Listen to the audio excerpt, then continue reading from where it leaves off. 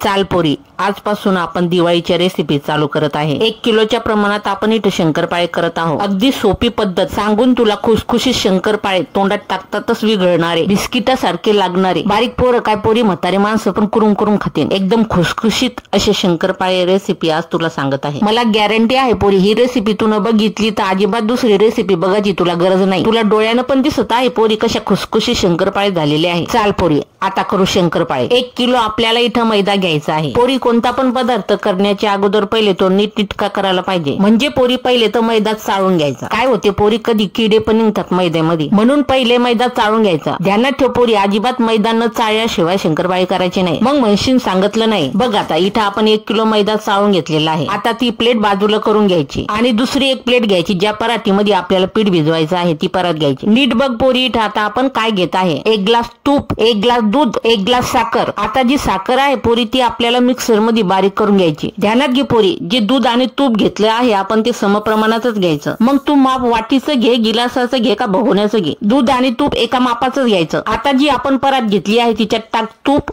दूध, साखर। फक्त पोरी जी साखर आपण घेतलेली आहे ती डबल न घेतली तरी चालेल। आता ध्यानात घे पोरी, इथं आपण 1 ग्लास दूध घेतलं, 1 ग्लास तूप घेतलं आणि 1 ग्लास साखर घेतली। साखर इथं तू 2 ग्लास पण घेऊ शकते, पण मला कमी गोड लागतं म्हणून मी 1 ग्लास साखर घेतलेली आहे। लक्षात घे, इथं पिठी साखर करूनच टाकायचं आहे आणि जी साखर आहे ती पूर्ण दुधामध्ये तुपामध्ये विघळू द्यायची आहे। कारण पोरी इथं तू अख्खी साखर टाकली तर विघळायला तर उशीर लागल, म्हणून पिठी साखर करूनच टाकायची। समजा पोरी तुला साखर विघळू नाही दिली तर काय होईल, जेव्हा तू शंकरपाळे तळायला घेशील तर त्याच्यावर साखरेचे डाग पडतील आणि ते डाग लाल चटक दिसायला लागतील आणि शंकरपाळे दिसायला तो खराब दिसतील, म्हणून ही गोष्ट लक्षात ठेव पोरी। आणि जेव्हा साखर विघळेल परातीमध्ये जे दूध आणि तूप दिसत आहे तिच्यामध्ये मावेल तेवढा मैदा टाकायचा। म्हणजे कसं पोरी, जेव्हा तू पीठ भिजवायला घेते, जेवढ्या तुला चपात्या करायच्या आहे तेवढं तू पीठ घेते, त्या पिठामध्ये जेवढं तू पाणी मावते तेवढं तू पाणी टाकते ना, तसंच उलट इथं करायचं आहे। म्हणजे कसं, जे तूप साखर दूध आपण मिक्स केलं आहे तिच्यामध्ये जेवढा मैदा मावेल तेवढं पीठ भिजून घ्यायचं। जेव्हा पीठ भिजवशील पोरी तर एकदम पण पीठ टाकायचं नाही, सांभाळून पीठ टाकायचं पोरी, नाही तर काय होईल, दगड बनन मैदा। अगदी सोप्या पद्धतीनं मी तुला सांगितलं आहे पोरी, पण पोरी परफेक्ट तुला 1 किलोचं इथं माप दिलेलं आहे मी। तू 1 ग्लास दूध आणि 1 ग्लास तूप घेतलं तर फक्त दूध आणि तूप काठोकाठ भरायचं नाही गिलासामध्ये, गिलास पण मीडियम साईजचा हवा, तेव्हा 1 किलो मैदा लागन। पण पोरी तू नवीन करत असन तर वाटीचंच माप घे, म्हणजे कसं तुला मैदा पण कमी लागन आणि शिकायला पण सोपं पडेल आणि तुला अजून आत्मविश्वास येईल शंकरपाळे करायला, आणि दुसऱ्या बारीनं तू डोळे लावून शंकरपाळे करशील एवढी गॅरंटी देते मी तुला। ध्यानात घे पोरी, जे दूध आणि तूप आहे ते गरमच करून घ्यायचं, नाहीतर घे थंडन कर पचका। बघ पोरी, अजिबात आपल्याला घाई करायची नाही, दिवाळीचं फराळ आहे पोरी, मजाक नाही, 1 मिनिटामध्ये व्हिडिओ बनणार नाही। पहिले तर सर्व समजून घ्यावं लागन पोरी, नंतरच दिवाळीचं फराळ परफेक्ट बनल। जेव्हा पण आपण शंकरपाळ्याचं पीठ भिजवतो पोरी तर हळू हाताने भिजवायचं, म्हणजे ते पीठ नरम बनतं। बघ पोरी, बोलता बोलता पीठ पण भिजवणं झालं। आता हे शंकरपाळ्याचं पीठ झाकून ठेवून द्यायचं, उघडं ठेवलं तर पटकन कडक बनतं पीठ, म्हणून झाकेलच राहू द्यायचं पीठ, नाहीतर ठेव उघडं होऊ दे कडक। पीठ भिजवणं झालं की पोरी थांबत बसायचं नाही, लगेच शंकरपाळे करायला घ्यायचे। जोपर्यंत पीठ नरम असते तर पटकन शंकरपाळे बनतात, जसं जसं पिठाला हवा लागते तसं तसं पीठ कडक होतं, नंतर शंकरपाळे लाटताना त्रास होतो। आता एक पिठाचा उंडा घ्यायचा आणि जशी तू चपाती बनवती तशीच चपाती लाटून घ्यायची। लाटताना चपाती पहिले पातळ लाटायची, कारण नंतर आपण त्याला घडी करणार आहे। चपाती लाटताना चिरा पडतात पोरी, म्हणून घाबरून जायचं नाही, लाटत राहायचं। घडी करून आपण चपाती लाटली तर पोरी काय होतात, खुसखुशीत शंकरपाळे बनतात। समजा तुला असं नसन करायचं तर काय करायचं, जेव्हा तू चपाती लाटायला घेशील तर तेव्हाच ती जाड लाटायची, नाहीतर काय करायचं पोरी, 2 उंडे करायचे आणि ते एकावर एक ठेवायचे आणि ते जाडसर लाटायचे। तसं पण करू शकते पोरी तुझ्या आवडीनुसार, पण मी तुला माझी पद्धत दाखवत आहे मी कशी करते। आता हा चौकोनी उंडा जाडसर लाटून घ्यायचा, लाटणं झाले की त्याचे जे काट आहे आबडधोबड ते कापून घ्यायचे। आता बाजूला हे काट केलेले आहे पोरी, ते कपड्याखाली झाकून ठेवायचे, नाहीतर कडक बनतील। नंतर आपल्या आवडीनुसार लहान मोठे साईजचे शंकरपाळे करून घ्यायचे। जेव्हा शंकरपाळे कापायला घेशील पोरी, लहान साईज कर का मोठी साईज कर, पण ते एका साईजचे पाहिजे, म्हणजे ते दिसायला छान दिसतं आणि समोरच्याला फराळ देताना पण चांगलं वाटतं। तर कर एक लहान आणि एक मोठं आणि कर पचका। आणि तुला नसन येत शंकरपाळे एक सारखे करता, सरळ इस्केल घे आणि वड रेषा। आणि ध्यानात घे पोरी, जेव्हा पण तो शंकरपाळे कापणं झाले तर काय करायचं, असे शंकरपाळे चिटकत राहतात एकमेकाला, ते बाजूला काढल्याशिवाय तेलात टाकायचे नाही, तसेच तेलामध्ये टाकशील तर ते चिटकलच राहतील। तळणं झालं की ते तोडशील तर ते दिसायला चांगले दिसणार नाही।